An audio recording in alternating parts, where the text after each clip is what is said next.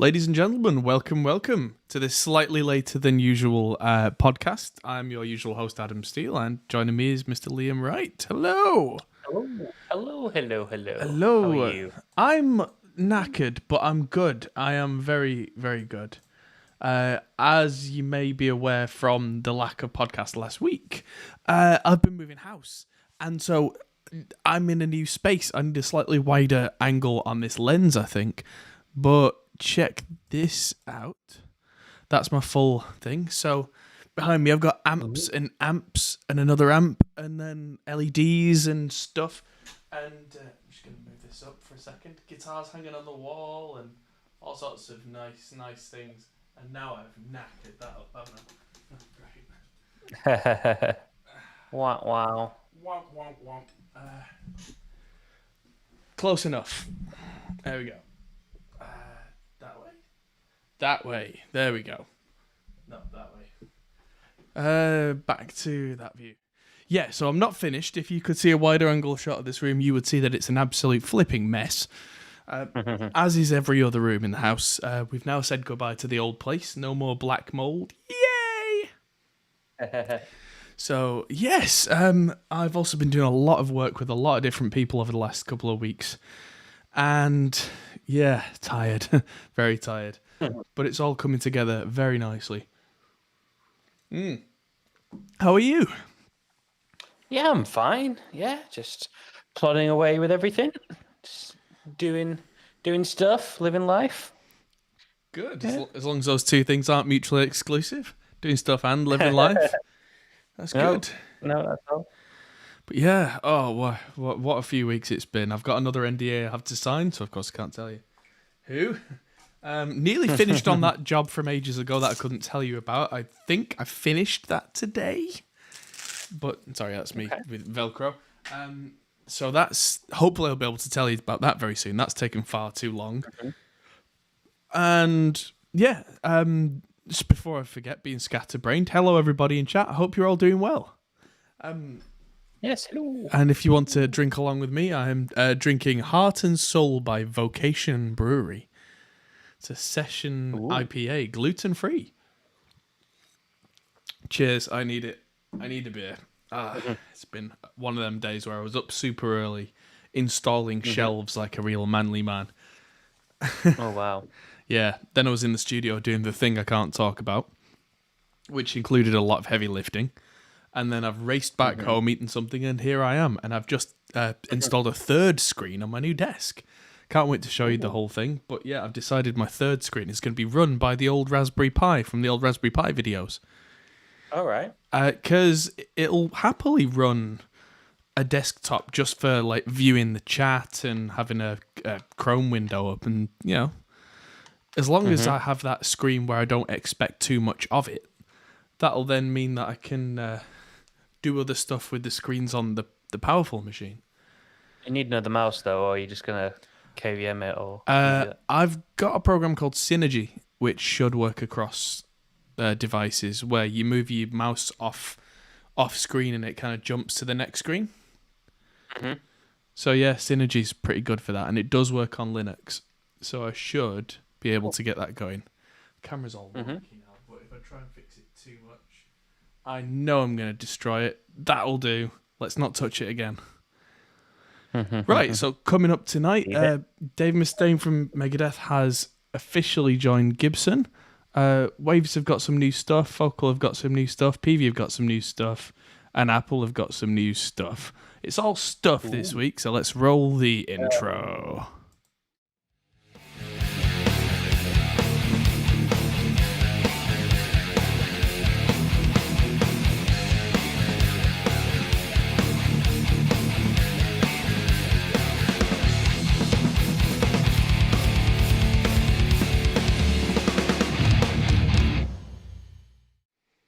Yes. So that was the intro. No drop frames so far, which I'm very happy about, because I'm coming to you from a whole new internet, from a whole new building, and of course you always have the wonder with that as to whether it's going to work right. And yeah, I've with Virgin Internet, I've got 0.5 gigabit broadband, which is nice. Nice. Not that in terms of upload, however, but still. No. Yes. Although that means that I could send stuff from the studio to my house at about 35 megabytes a second, which is dizzying to think about.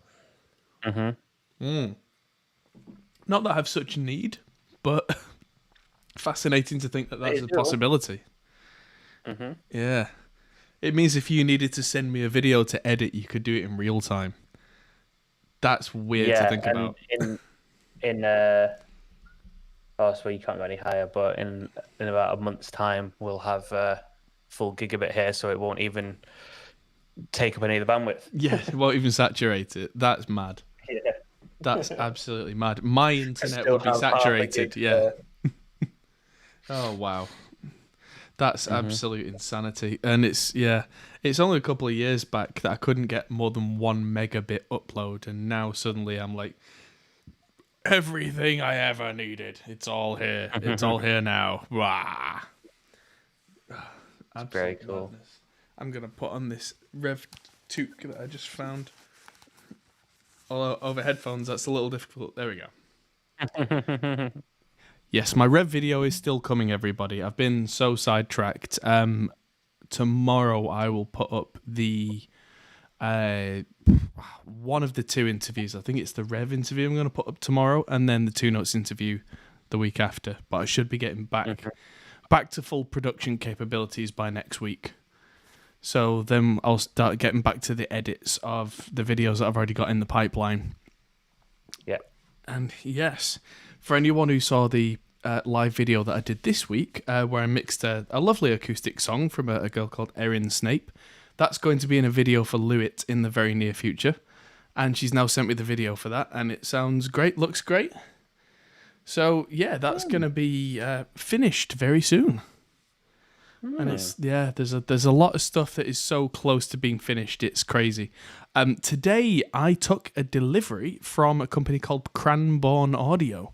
Cranbourne are a British company, and they sent me a lovely stereo preamp.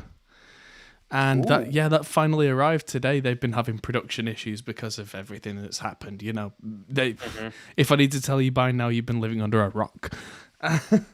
And yeah, they finally start to get back to normal.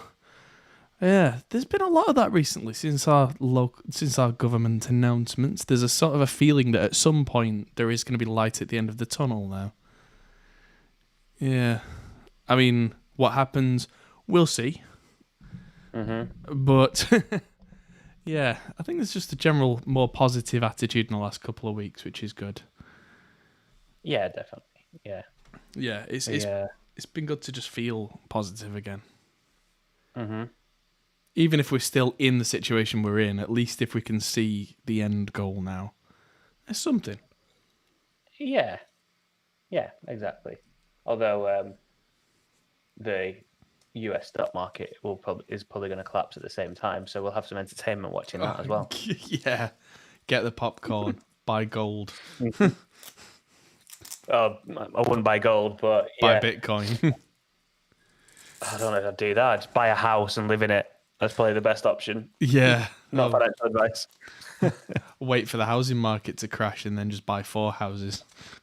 Yeah. Oh, boy. Yeah. Indeed. It's just hilarious. It's so funny. GameStop's exploded again. And as a result, well, not as a result, but at the same time, the whole US stock market is collapsing at the same time. And it's just poor little GameStop just riding to the moon like, see you guys.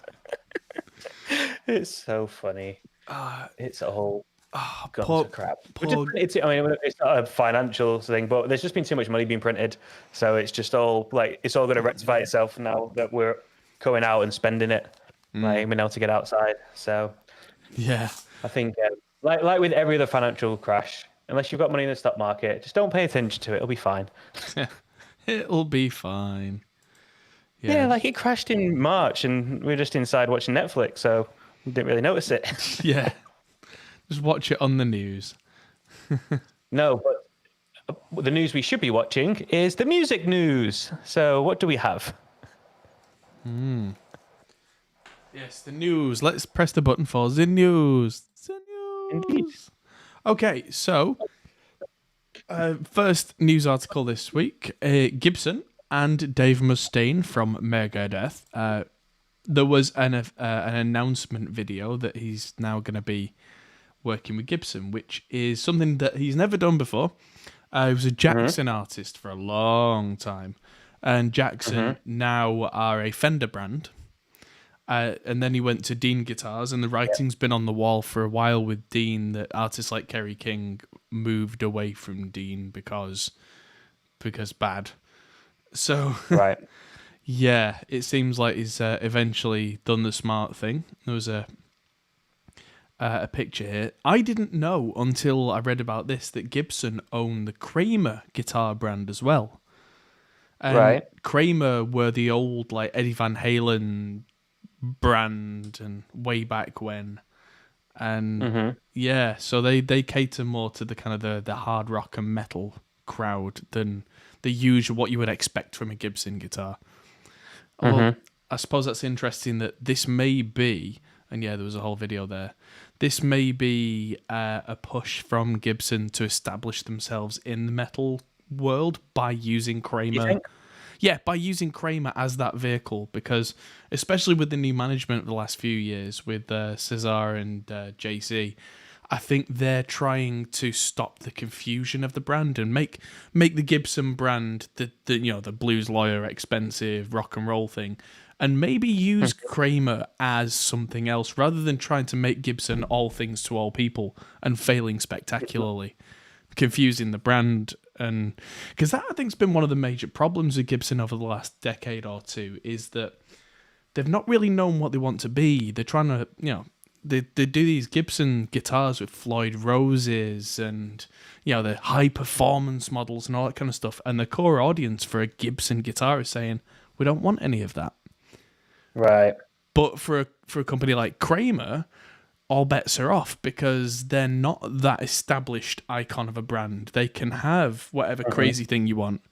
And now, like I said, I didn't realize that Gibson owned them. So now they can use that as a vehicle to do all the extreme stuff, the experiments, the wacky, and not get a massive backlash against the Gibson brand. So I think that's I think that's going to be a very clever move. I don't know if that's for sure, but let's look at our second news article because that is related. Because it says the new Dave Mustaine collection will include Gibson, Epiphone, and Kramer models. So let's just have a look at the details here. The Gibson Flying V, of course, is a classic Gibson model. So it looks like... I'm not sure exactly what he's doing with this one on the right, the acoustic here. That's just weird. Not a big fan, but if you want one, hey, you do you, I guess. The Gibson Flying V is an iconic shape. If you look at the Gibson Flying V, it's got very thick wings here. And the binding, and it's quite traditional, really. Whereas if you look at the silver one on the left, the Kramer, you'll see it's much more pointy. Where Gibson probably couldn't get away with doing a pointy Flying V at this point because they get the mic taken out of them. It's like, oh, Grandad's trying to be cool. Whereas Kramer always did the kind of slightly edgy stuff. So yeah, interesting. And this pointy one looks a lot more, if I dare say, like the old Jackson Flying Vs that Dave Mustaine used to play. So, yeah, appealing to the blues lawyer who likes a bit of metal and also the edgier teenager. Very clever. And, of course, Epiphone isn't... Yeah. I was going to say you were a big Megadeth fan when you were younger, and obviously, I guess still now, but... Yeah, very much so. Yeah, I last went to see Megadeth only about 4 or 5 years ago. Not quite what they were, but still good. Yeah, let's have a look. Oh, so there's a horrible green one. And I actually quite like the look of this this Kramer here. And yeah, with the typical like hockey puck head. Yeah. But yeah, in the world of guitar, Dave Mustaine is still pretty big. He really does hold some gravitas. And there are millions of Megadeth fans out there. I mean, they never quite were as big as Metallica. Ooh, I know, but since Metallica are long-standing ESP users, and the whole thrash scene, really, they don't really use Gibsons, which is why it's interesting that Dave Mustaine's finally come over to the Gibson side. But then Dave Mustaine has jumped around brands quite a lot more than some other guitarists. We'll see, because it looks like the knobs on these are in interesting places. Although that could be the traditional Flying V thing. I don't know Flying Vs well enough. But it looks like these are 24 fret Flying Vs. So if you've got a little finger that's about a foot long, you'll be able to actually reach those top strings there. But yeah, we'll see how popular they are, and also see what prices they are, because there are no details on pricing yet, because this is a brand new announcement. So we'll see as we go. Very cool. But yeah, that's the CFO from CMO. The CMO from Gibson, Cesar, actually sat with Dave Mustaine, and as I'm aware, Cesar is a guitar player as well. He's not just some corporate board member trying to be cool with the kids.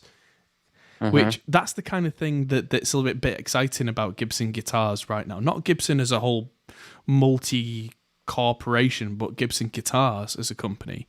I find it really interesting that the CEO, JC, and the CMO, Cesar, are both guitarists, and they both actually care.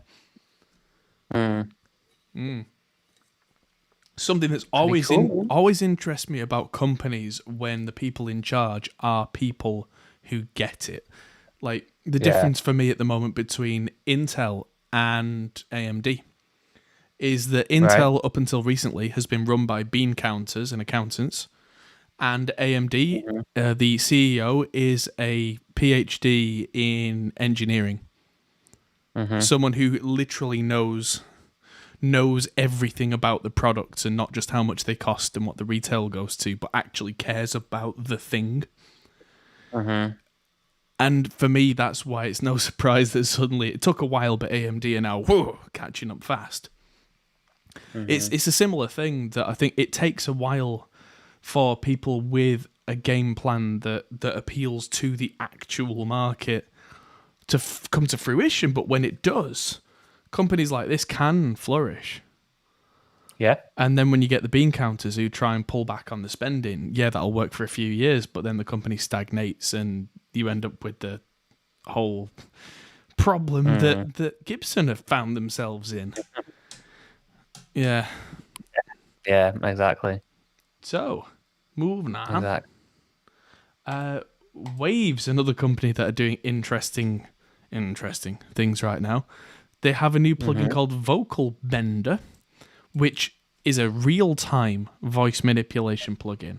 I'm usually not bothered by like pitch manipulation stuff because usually it takes forever. There's a big delay on it, and so you can play around with it in a mix, but you can't really have fun with it because it just gives you a headache. But yeah, this is a pitch bender with a formant change to make you sound like you've got a kind of a thinner sound or that kind of thing. And it's real time, so you can stick the headphones on. Almost no latency. Almost no latency. So not no latency at all. Ha ha ha. But probably low enough that it's not a problem. Yeah. And so $149 US. No one's ever going to pay that because it's a Waves plugin and it will be constantly on sale. You can buy it for $35 right now. I've learned over the years to look at Waves discount prices and go, okay, well that's the price then. Yeah. Nobody in their right mind ever pays full price for a Waves plugin. If you do, you're insane. But looks interesting. $35 to screw around with your voice and make yourself sound weird. There you go. Moving on. Harley Benton, again, this caught my eye because it's a thin line nylon electroacoustic, which I don't have any nylon string guitars in the studio, So I was looking at this as something to maybe fill out a little niche. And it's super thin. And it's got that classical kind of sound about it. And it's €109 for the whole thing. Right. That's ridiculous. Wow. Yeah. How do they even make electroacoustics for that kind of price? I just I mean, are you gonna find no idea. Are you gonna find better guitars in a higher price bracket? Of course you are. But how much better are we talking for 10 times the price? The mind boggles at this crazy. I mean, this is the kind of thing where if Ivy was a couple of years older, I would consider getting something like this for her because it's not a deep body, so you're not leaning over a massive thing, which is always a problem with starter, guitar players who want to play acoustic. When the body is huge and you're having to lean over it. And either that or they're just too expensive, and when they're cheap, traditionally, they're awful. If you ever played a cheap classical, there's 3/4 starter guitars that all the kids had at school that were just disgustingly terrible. And all but one of those guitarists that we ever knew all gave up. And that was a lad called Tom Martin. He did not give up.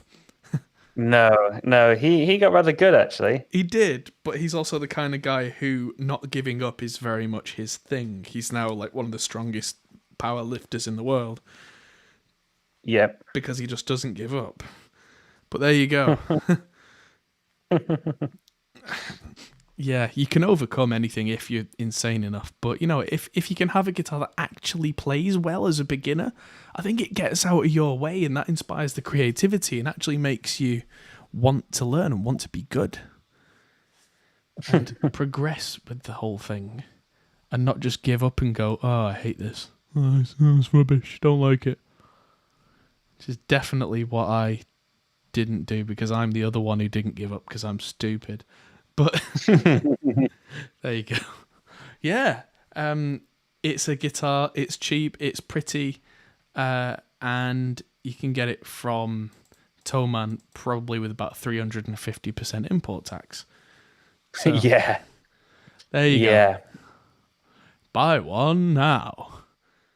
Moving on from the cheap to the very expensive. Focal. Apparently it's pronounced Focal and not Focal, which is I learned recently. But yeah, they have these Clear MG professional headphones. Apparently they are high-end reference headphones for audio engineers and producers. Right. And they have 40 mil, so 4 centimeter full-range drivers, which for headphones is flipping big. The cones are made out of pure magnesium. Ooh. Driven by 1-inch frameless copper voice coils, whatever that means. Frameless. I mean, that all sounds very, very cool. But at a price point of $1,500, ooh, boy. What? Yeah, you'd better be wanting these a lot. And honestly, unless Slate come out with like a bigger, more comfy version of these VSXs, I don't think I'll change now because these are so good. And these cost less than a third of these lovely looking Focals. I mean, they do look pretty, but they don't look $1,500 pretty. No, far too many holes in for my liking. God's sake. I'm kidding. Yeah. How can it be so expensive? Half of it's missing. It's all holes. But yeah, it does look really comfy. I mean, my HD 650s are actually sat in that thing underneath the JCM 800 that you saw over there. I need a new cushion band for it because I've worn them so much. The cushion in the headband is literally flat. Really? Yeah, I've completely flattened it, and I was poking it just like, huh? And it's like a piece of cardboard because I've worn them so much. So yeah, wow. I'm serious about good headphones, but there is an upper limit. There's an upper limit beyond which it is is this just for people with more money than sense? So there you go. So moving on to moving on from the very small to the very chunky. Peavey have finally released the new Invective mini head, which looks very interesting for anybody who is a proper metal guitarist, wants a real amp, doesn't actually need it to put out over 100 watts of volume.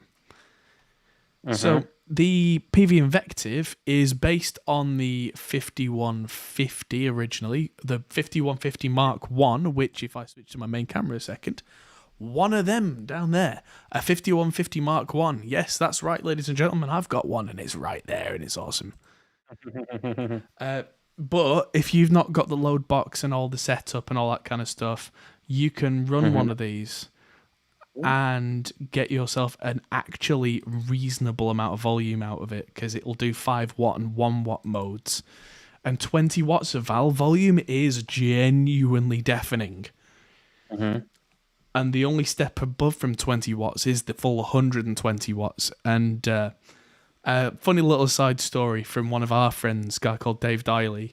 He played a show with the full-size one of these several years ago, and he told me that when he smacked the first chord, he got punched in the back by it. And it was louder than God. And that was on an open stage in front of thousands of people. Wow. Yeah, they are so loud, it is unbelievable. Wow. So yeah, you don't need that. But if you want that sound, but still pretty loud, then you can get one of these. And what the Invective has that the 5150 doesn't is a clean channel that actually sounds clean, which makes it useful. Because if you're in a band where you want clean sounds and then the chugs, traditionally you actually had to take 2 amps out or just make do with the fact that the green channel on the 5150 didn't really do clean. It did this kind of grungy, pretending to be clean but not really kind of thing. Never sounded very good because it was never designed for that. It was Eddie Van Halen's signature amp, and Eddie Van Halen has 2 sounds, gain and more gain. And that's what the amp was designed around. But the Invective is Misha Mansour from Periphery changing the 5150 design to be like, I love this bit, but can we have a clean bit, please? And also, I think this has a gate built in. I know the big one does. There are foot switches for channel and tight switches, a tight mode. Yeah, gate. So this has an inbuilt gate. So for your modern metal players, you don't need an extra gate pedal, because a good gate pedal can run you £250, $250. In itself, which, you know, when you start adding costs onto each other, you might say, oh, well, this amp wasn't that expensive. Yeah, but then you need this, you need that, you need this. If you can get it all in one box, happy days. And yeah, it's got the direct output as well. I believe, you can actually defeat the speaker output on this, so you can run it without a load box. Which, again, that's another 500 quid you're not spending. You know, when you start to add all these things up, this is it's $700 for this, for a full valve amp that will blast your ears out. That's pretty good value, really. That's not bad. It's not bad. Yeah, I mean, it's a valve amp. You are paying for that. So, you know, if you wanted all the effects and that kind of stuff, you probably would be better off with like a Line 6 Helix or something like that. But if you absolutely positively must have valves, you can do worse than one of these. I mean, I love this 5150, but I have to use it with a load box. I have to use it with a separate gate. I have to use it with this thing, that thing. You know, being a studio guy, I do have all those other things. But if I didn't have all those other things, I wouldn't be getting the best out of it. And I'd probably have some very upset neighbours. Yeah. But as it stands, if I was buying fresh, I might buy one of them. So, moving on. Like it. So, our friend Glenn Fricker made a video about this week. This is the first time I've actually seen a plugin of an 1178. Now, this came up. You know the name 1176 by now, yes? Yeah. Yeah, it's the compressor that every studio's got because they do a thing. And usually what you'll do if you need stereo traditionally is you'll get two 1176s and you plug a stereo link in between them. And that's quite an expensive thing to do. But for a while, Yuri, or Universal Audio, made a thing called the 1178, which was actually like a stereo unit, all in one.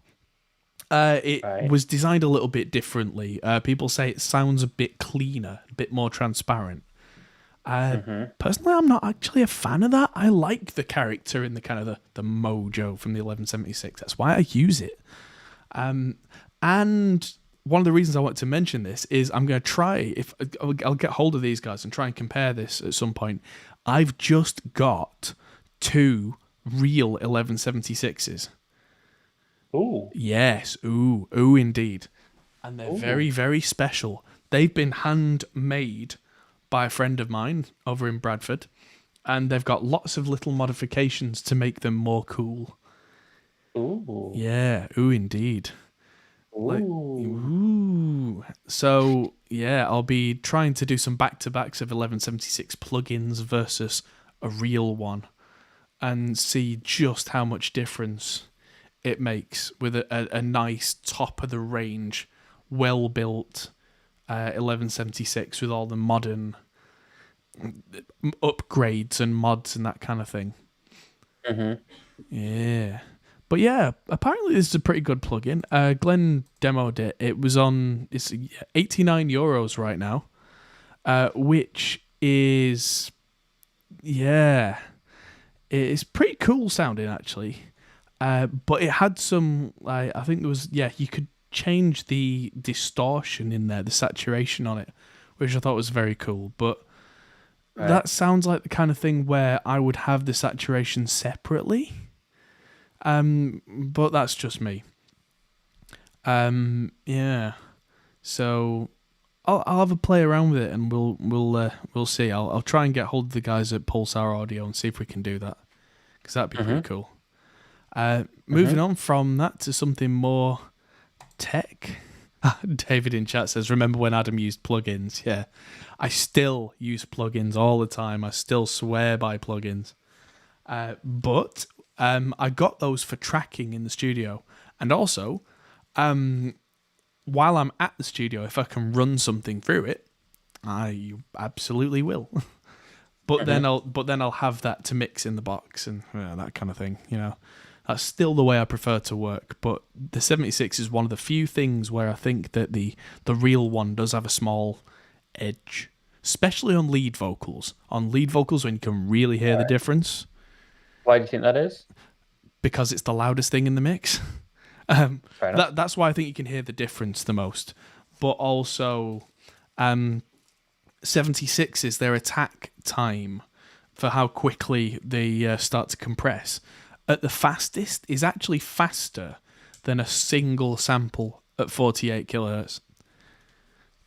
Oh, wow. Yeah, it is so ridiculously fast that plugins physically cannot do that. Not perfectly. Right. Yeah, I mean, they can get pretty damn close. And they do get close, but there's a certain thing, a certain mojo that the real ones have. And that's why guys like Chris Lord LG, makes these massive mixes. He's got a bank of like 12 of them behind him because they do a thing. And so, yeah. And he's got all different ones as well, because different ones do slightly different, like more distorted or more saturated things, all that kind of jazz. Anyway, let's talk about... That's pretty cool. Yeah. Let's talk about Apple, shall we? Apple? Yep. Apple, yep. Prices have dropped massively since I was like, you know what? Rather than having my money in the bank, I should just buy some Apple stock, because Apple just always goes up. Yeah. Yeah. I reckon Apple... I don't know how to make Apple tank. Have me invest in it. Oh, that can't have been that long ago that you invested in Apple, right? Yeah, it was like 3 weeks ago, like right at the peak at like 145. It's now at Right. like 120. Are you still So, in I on was like, Apple? oh, earnings report. Earnings report's coming out. Apple's going to announce massively great earnings. Like, it's going to be awesome. They did. They said we had the best year ever, and then their stock price went down. It makes no sense. It does make no But sense. what awesome stuff do they have going on? So this is something that I think will really lift the stock price again. So Nah, nothing at the moment. It's just going down. It's done. at the They're over. moment, well, these aren't available yet. That's part Okay. of it. Smart ass. Well, of course. So say what? 12 CPU cores. Yeah, 12 core CPU on the M1X chip. So this is the benchmarks have leaked. And with the M1 chip at the moment, it's like 4 cores and 4 small cores. I don't think this is that. I think this is more like 8 big cores and 4 small ones or something like that. Because looking at the benchmarks, this is insane. So the Cinebench test on the latest 16-inch MacBook Pro with the Core i9 9880H chip, which is the beast, 8,311 points in Cinebench. The Apple M1X, 14,450. So leaving it absolutely in the dust. Wow. Do you reckon they'll mine Bitcoin? Oh, funny you should say that. It probably will. It'll run Bitcoin better than the new 3060s. Have you seen the news about them? No. The RTX 3060 is purposefully capped with Ethereum mining to be half the speed it's supposed to be. Huh. Yeah. That won't take long for people to crack it. Nope, absolutely. But also, if you do want full speed Bitcoin mining, they're going to be making dedicated mining cards. Clever. Yeah. It separates the gamers from the miners. I think that's actually quite a smart move. Yeah, but at the same time, what a lot of people have been saying is, yeah, that's what Nvidia is saying, and it sounds good on purpose, but Nvidia actually have to fabricate those cards. They don't actually have any more manufacturing capability, so they're not actually making more cards. They're just probably making even less 3060s. Also, what they might do though, Adam, is adjust the price accordingly, so that the ones that are capped on like Ethereum mining will be less, so that gamers can get them and use them. Because at the moment, there is 0 point not buying one of those cards when they come out, because you can just print money with it. Like with Ethereum at the price that it is, and even if it drops to half what it is, like as you know from what we're mining, it's just silly. Yeah. It's for 60 quid a month. We're currently making like $700 for like $80 in electricity. We're making 10 times that in Ethereum. wow. It's just dumb. It's just dumb. So like anyone will just buy up all the cards. Like so there'll be no cards for gamers because it literally is printing money. So Yeah. I think they need to do something which is difficult because they can't make 1 million cards, and they can sell the cards that are quote unquote optimized or not throttled for mining for more because they're worth more. And that's ultimately what they need to do. Like they need to sell them for more. Otherwise everyone will just buy them up. So I don't know whether they can make it work because obviously, as you say, people people find a way around it, but it is a real problem for the gaming industry at the moment. Yeah. Yeah, it is. But the supply and demand is difficult on all sides. It's just they literally can't make them fast enough. And I'll bet you anything, if Nvidia could make more, they just would. Because why would they not?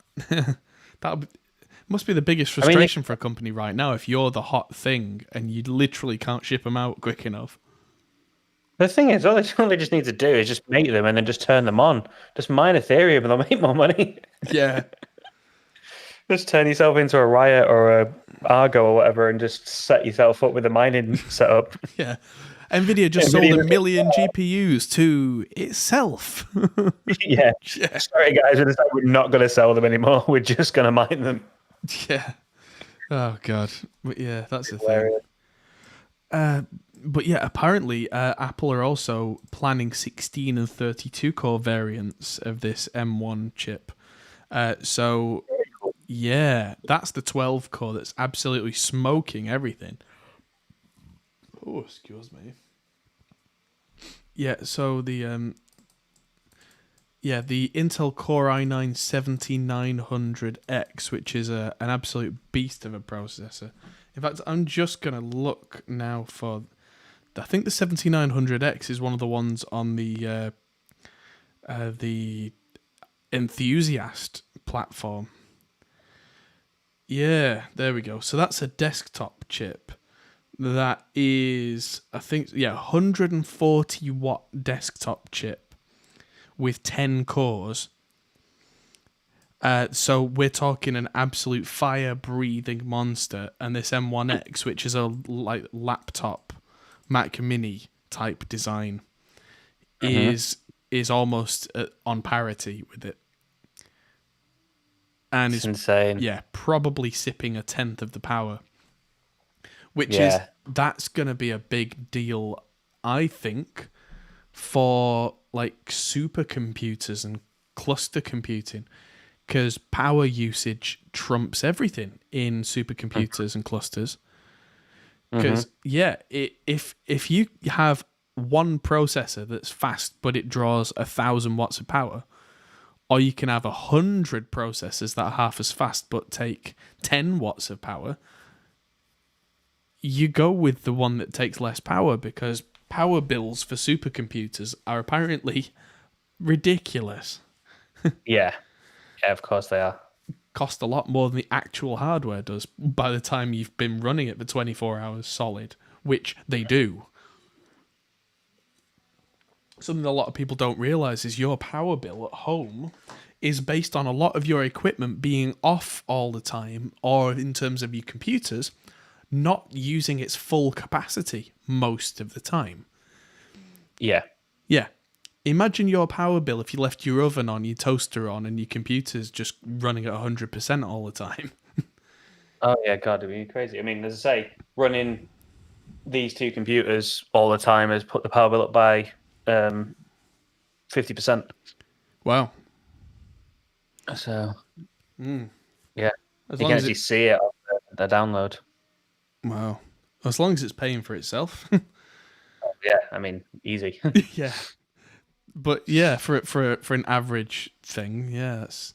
I mean, the amount of power these are using, you'd be able to probably get like 15-hour battery life on a laptop and still absolutely smoke the top of the range MacBook Pro current offering. It's cool, isn't it? Yeah. Madness.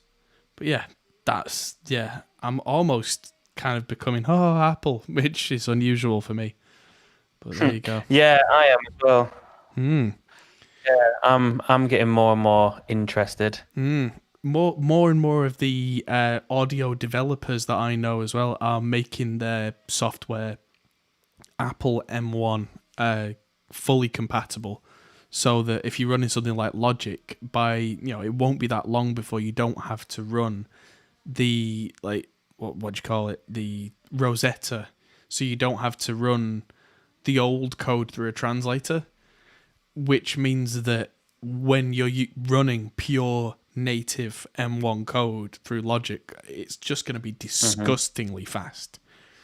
Because every little bit of optimization will be there, and it's not having to literally translate from the code equivalent of Swedish in real time, which apparently Logic with a lot of plugins now is still faster than a classic Intel processor, even with the translation layer. You take that translation layer out, I'm going to look very silly sat here with my big, expensive Windows computer trying to keep up. But yeah, that's the thing. The last 5 or 10 years, Apple have kind of fallen by the wayside with that. And I wouldn't say Windows computers have gone up, but they haven't fallen by the wayside. Whereas if Apple now with this new stuff just go and just completely rocket past, it's not going to be long before all the audio and video guys are looking at that and going, well, that's going to be my next purchase. Yeah. So there you go. And finally, it's not quite Behringer Corner, but it's in Behringer Corner. So this is something. If you get one of those pretty funky Behringer synths that sit in a Eurorack, apparently, if you put them in a Eurorack, you can't get to the back. You can't get to all the headphone outputs and all that kind of stuff, and it can be a real pain. So this company, PH Modular, have made this, and it's a half-width one rack unit thing that sticks on the back of your Eurorack and looks like so from the inside and connects via a ribbon cable as an expansion kit to your Behringer synth. So you get your output, inputs, outputs, all that kind of stuff on the back of your Eurorack. And there you go. Nice, That easy. seems cool. Yeah, and the whole kit for that is €35 plus shipping, which is very reasonable, I think. So there you go. Yeah, very, very reasonable price to kind of piggyback. You see this ribbon cable here, so it looks like all your connections just go into a ribbon and then boop onto the inside of your synth, and jobs are good. And you can see all your connections at the back, and it looks, don't quote me, but it looks like all the inputs and outputs are either stereo or balanced from these three connector sockets here, which means that they've not skimped, they've gone the whole hog. There's even a USB pass-through and a MIDI pass-through, which looks like it needs a 3.5mm to DIN adapter on the back there, but then so does a lot of stuff these days. It's not that strange. But there you go. All this stuff. And that was Behringer Corner, and that was Z-News! Z-News! Oh, man, I've almost finished my first beer and I'm nearly asleep. It's been a long week. A couple of days ago, I had to drag an 8x10 bass cab up the studio stairs. In fact, no, on Thursday or Friday last week, me and my dad, when I was moving house, he helped me to bring an 8x10 up the stairs. Then it turned out I needed to bring that back down the stairs. So I brought it back down the stairs, did the thing, and then had to bring it up the stairs on my own. So, they weigh a lot. Yeah, that thing's big. Yeah, so now my shoulders are sore and about twice the size they were. Oh, God. But yeah, lots and lots of fun with heavy lifting recently. Yeah, there's things like... I do occasionally go downstairs and be like, where did this come from? Like, this is big. How has one person moved this? Yeah, I do kind of lift on the quiet, but yeah, I don't know. Yeah, impressive. Yeah, on the ground floor, you will have seen then there's a nice wooden rack unit. So that's going downstairs. That's going where the mixing desk was. That's from my friend Ross over at Home Studio in Bradford. He's replaced that, and he's the same guy that I got the 1176s from. He's replaced it with a 3-wide rack unit that he built himself, because he's like that. He builds things. He's very good. And yeah, so he was like, "Oh, I was gonna throw this out or sell it on eBay," and I was like, "Want it? I'll have that." And then it's like, "Great, well, I want it, but it won't fit in my car." And then it just so happened I was moving house, so I was like, "Right, I'm hiring a van." Now we go with the van. And it was the silliest thing, because I got that rack unit, which it's about 1.3 meters long and I think it's about 1 point something meters tall. It's just too big to get in my car. But in the van, it looked like something out of a comedy sketch because it was tiny in this massive van. And it's like, what did you bother with this for? It's like, I had no other way. In the meantime of all of this, I've also, while we were moving house and we had the van, moved a crap ton of wood over to Riff Hard headquarters, where my good friend John Brown is, because I'm helping him to build out a second room there for an AV control room and a film studio. Oh, wow. Ooh. So, yeah. So I've been moving house with him, technically, because they're building stuff there. I'm kind of changing things around in the studio because the desk is going and that's going down. I'm literally moving house at the same time. Ah! Oh, wow. No wonder I'm tired. I know. But it's either that or sit on my backside and do nothing. I'd rather be active without all the sitting down I've been doing over the last several months. I'd rather do stuff, you know. Keeps me interested, keeps me active. Yeah, I agree. Also, I agree. Raising a 2-year-old is fun. Oh boy, especially when we're in the middle of a house move and she doesn't quite know what's going on. It's oh, that's her. But she's very sweet. Yeah, she's she found a pair of someone for Christmas one year got me. This is the packaging of what was 2 drumstick pencils. So they're just long pencils with drumstick ends, and she found them, and now she goes around drumming on everything. It's very cute. And then we have to keep a very close eye on her because she flips them around in pencil drawers and stuff. It's like, no, not on the walls. Had enough of that in the last house. Oh boy.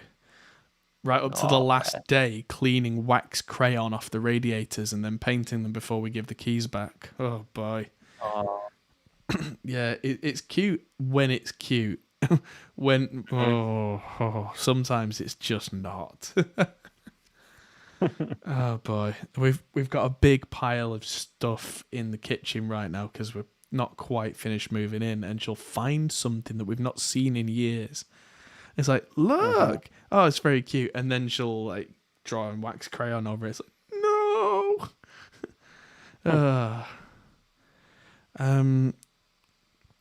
Oh, question in the chat. I'm just about to build a PC for music production. Really interested in making orchestral music. Do I think an i5 10th gen will be enough, or should I go i7 8 or i7 9 gen?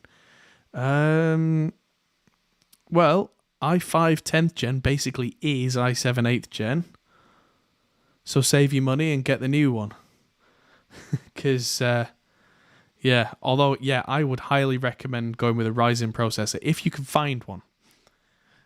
Because right now, that seems to be the caveat for everything in PC building. If you're building a PC right now, you're kind of crazy. I mean, all the more power to you and good luck with it.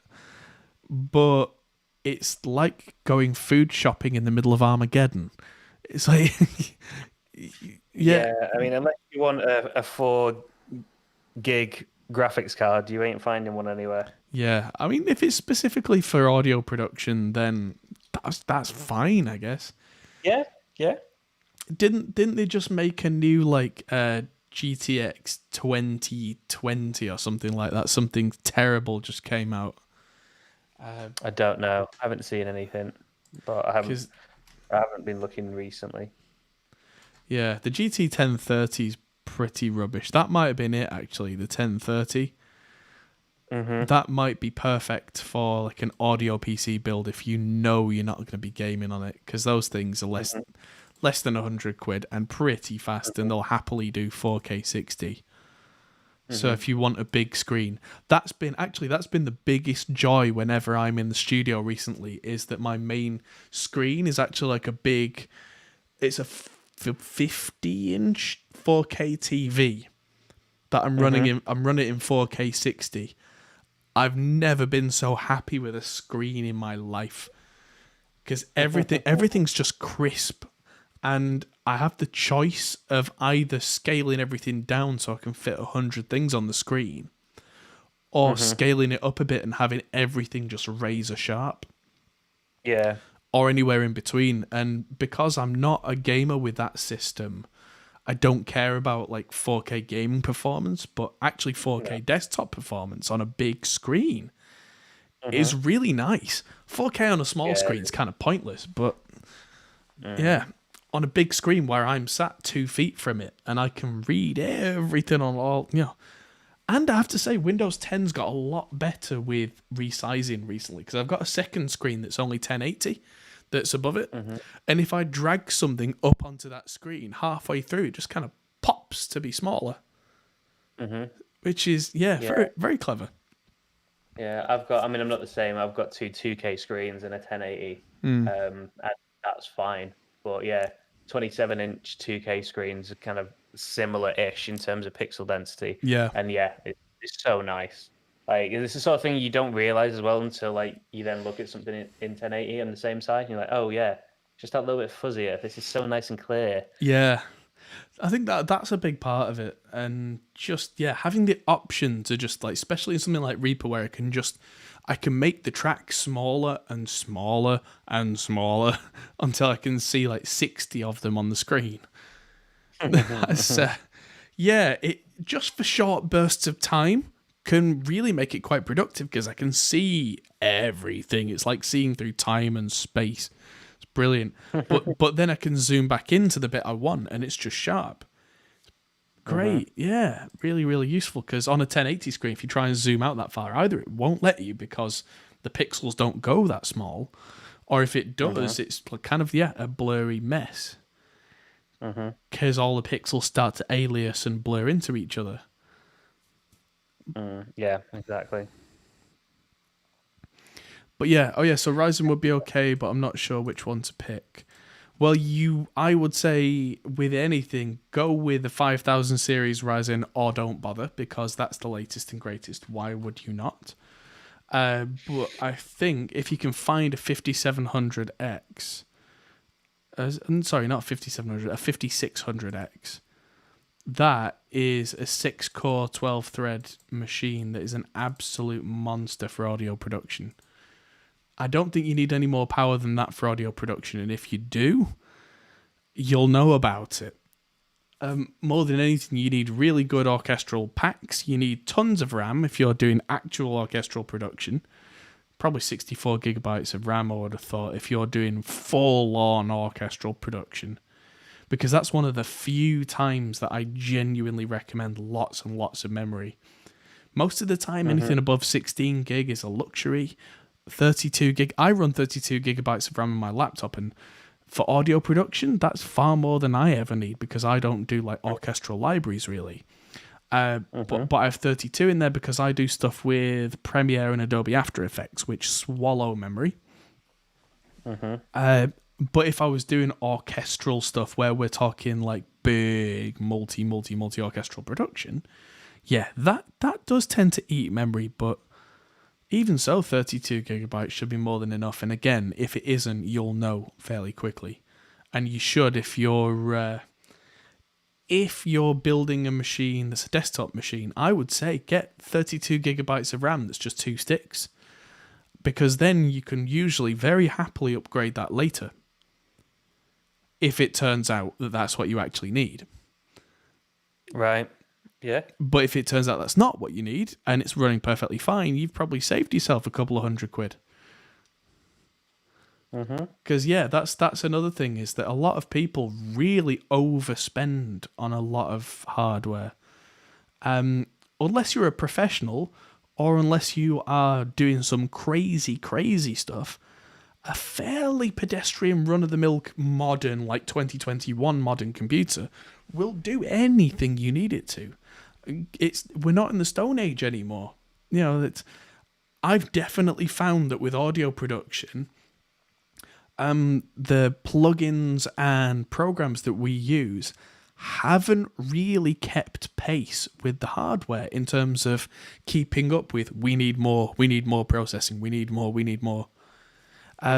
it's been a really good few years for that, actually. Last 5 years or so, computers have got faster and faster and faster and faster. And the load that we demand from them hasn't really got any higher. Which means it's a really good time for audio producers right now, because unless you are someone like Hans Zimmer, you're probably going to be absolutely fine with what you have. Okay, yeah. I mean, if you do end up in the realms of someone like Hans Zimmer, then get a budget from the people who are paying you and go crazy. Yeah. Go ham. Go crazy. Yeah. No, that makes sense. There's a bit more. You've mentioned recently a little bit more video intensive than you thought over the last few years, with some of the UIs from plugins and stuff being a bit more intensive. Yeah, the UIs have been a little bit. That's true, but that depends on what you're doing again. When I run a full mix, I might have 100 or 150 plugins going on, and that's quite a lot. But like, I do kind of take it to the extreme compared to a lot of people, because I'm doing full mixes for bands where I get all sorts of weird stuff thrown at me. But I mean, that's CPU usage as well. And CPU usage, yeah, I do tend to say get the best you can reasonably afford, because you never know what's going to be thrown at you. And it's a fairly universal constant as well, I think, CPU horsepower, that no matter what you end up doing, whether it is gaming or it's video or it's any kind of audio production, CPU is probably one of the main things that, if you don't have enough of it, it might hold you back. But any other part of the system is very optional. And yeah, Makes sense. It's an ever-changing conversation, especially as new hardware comes out and then is eventually just unavailable, because no one can make anything fast enough these days. No. I considered 3 or 4 months ago buying the parts for and building a home mixing and video editing system. I've just given up on it for now, because I can't reasonably, for any sane price, get the parts that I want. Yeah. So I've said, you know If what? you've got specific things in mind, then yeah, you're kind of a bit. Yeah. So I Moment. said, for the sake of it, for now, I'll just stick with what I have. It's fine. I'm not actually missing out on anything. I mean, sometimes some of the renders that I'm doing could go faster. Every now and again, I've had a stream where I'm streaming from the same computer and I've had to turn some of the mastering plugins off while I'm working, but it's a little bit irritating, but it's not a deal breaker. And that's on some pretty intense mixes and some pretty intense 4K video editing. It still really gets on fine. So, yeah, it's... yeah. If you can afford to upgrade and your computer is really old enough that you are looking at it going, I need a new computer, then if you got to do it, then do it. But now's not a good time. No, it's if Yeah. If you can you might have to pay stuff for stuff like secondhand or whatever, and it's going to end up being way more as well. Yeah. If you can reasonably hold on for another 6 months, I would. Because, yeah, if you can't hold on that long, then do what you have to do. But right now, there's a reason why I've not put any PC building videos on the channel for a little while. Because I know that if I did, most of the comments would be, this looks really cool. There are none in stock anywhere. Or they're double the price from scalpers, or, that kind of thing. They just kind of... There's not a lot that I can recommend right now that you can just go out and buy from any shop at sane prices. So, yeah, right now, just don't. It's kind of weird, because I really enjoy... Sorry, I keep doing this Velcro, so that's the sound you're hearing. Yeah. Sorry. I really enjoy watching tech channels, and at the moment they're all a little bit down in the dumps, because they're all just like, this is a new product. They've sent me a demo, and now you're all going to hate me because you can't buy one. Please make more. Yeah. So it's kind of funny, but at the same time, they're all stretching like let's make a video about something that is not a new product because no. Yeah. So there you go. But yes, I think that's probably a good, amusing point to call this podcast to a close for the week. But it's good to be back, and hopefully next week. Indeed. Yeah. Hopefully by this time next week, I'll have everything actually in place and not a complete tip. So I'll be able to give you a little bit of a tour of the setup. That'd be good. Yeah, because and I've got a wider angle lens that I've left at Riff Hard headquarters, which I'm going to pick up. So I don't need to stick a speed booster on there because that'd be a pain. So I can actually show you more of the room in one swift go. And yeah, it'll be nice and shiny, and there'll be lots of things. I can wave at you like this Audient ID14, which I was supposed to plug in. But actually, because of the move, I found my old Mark 1 ID4. So that's what my headphones are plugged into right now, because I thought I'd lost it forever. Oh, hello. Uh-oh. The cable came out. Bear with me a second. Shut up, Discord. Shut up, shut up, shut up. There we go. And there we go. I can hear you again. Hello. Okay. I was saying, is that the one that No, I can hear you. Oh, right. I was saying, is that the one you were looking for me ages ago? Yes, it was. Yeah, and for whatever reason, it was just in amongst it. That tiny little office that I was in, it had become an avalanche of gear to the point where I turned it upside down several times, and that interface must have just been in there somewhere. But it did not want to be found. And thus, it had a nice 6-month holiday or however long it was, which is really annoying because I was hoping to use it in the ID4 Mark 1 versus Mark 2 video. And I've now sent the ID4 Mark 2 to Erin Snape, who I'm making this nice video with. And now that I've sent that away, the Mark 1 has decided to pop its head up and go, okay, here I am. I was like, oh, great. Thanks. But yeah, that's technology for you. Oh, yes. All right. So, yes, now is a good time to say we'll see you all next week. Thanks for watching, and I'll put up a video tomorrow from the Rev thingy, the Rev interview. And thanks for watching, and I'll see you all later. Bye. Goodbye. Hey everyone, that might be the end of the video, but if you fancy carrying on this conversation, we have a Discord server, link is in the description. We're also on Patreon, which is something you can really help us with. We also are on Facebook, Instagram and Twitter at Hop